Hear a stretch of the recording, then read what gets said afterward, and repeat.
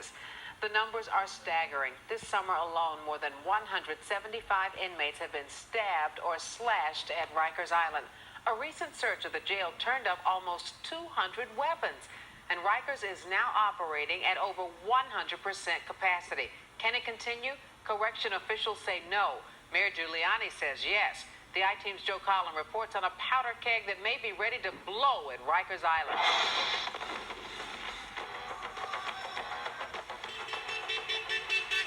It's out of control. The correction department is out of control. Wait, stop, don't find it, because it won't stop, all right? What you've got at Rikers Island is a tinder keg. It's going to blow up. The only question is how soon and who gets hurt.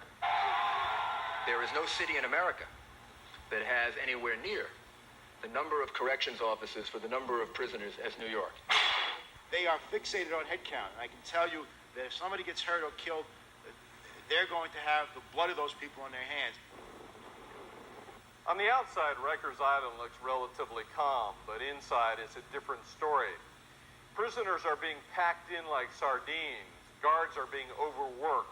Last year to the tune of nearly $90 million in overtime pay alone. Meanwhile, inmate violence increased 50%. People inside Rikers say this place is a cauldron that may be about to explode.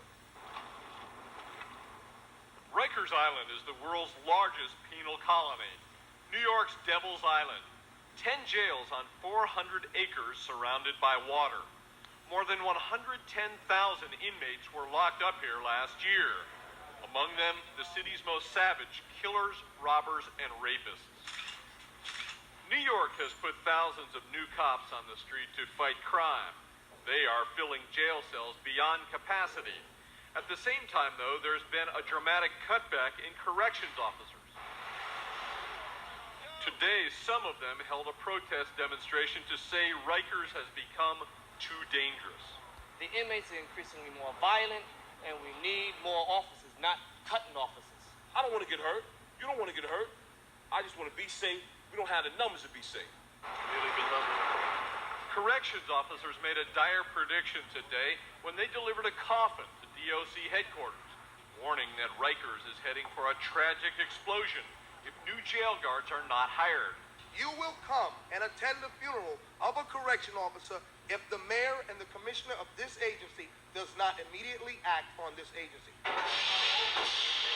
A budget freeze has already cost corrections 2,000 officers since 1991.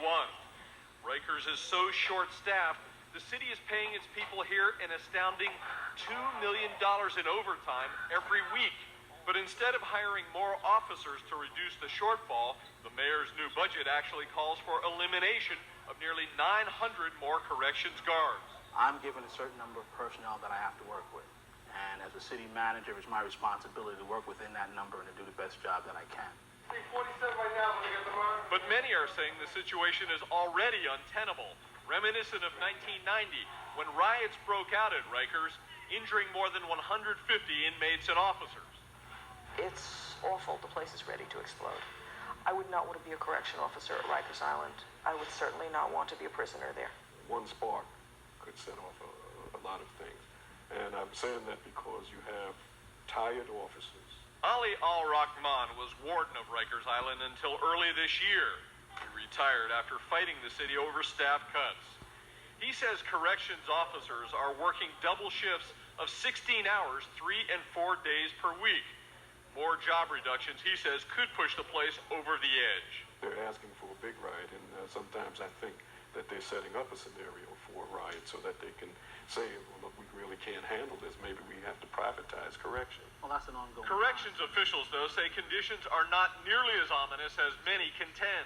I think I'm pretty well aware of what conditions lead to riots. I don't think we're at that level. I think that if people continue to say those things, then they will set the fire off.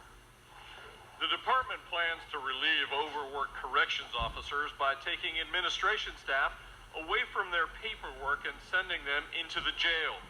The mayor says there is no cause for alarm.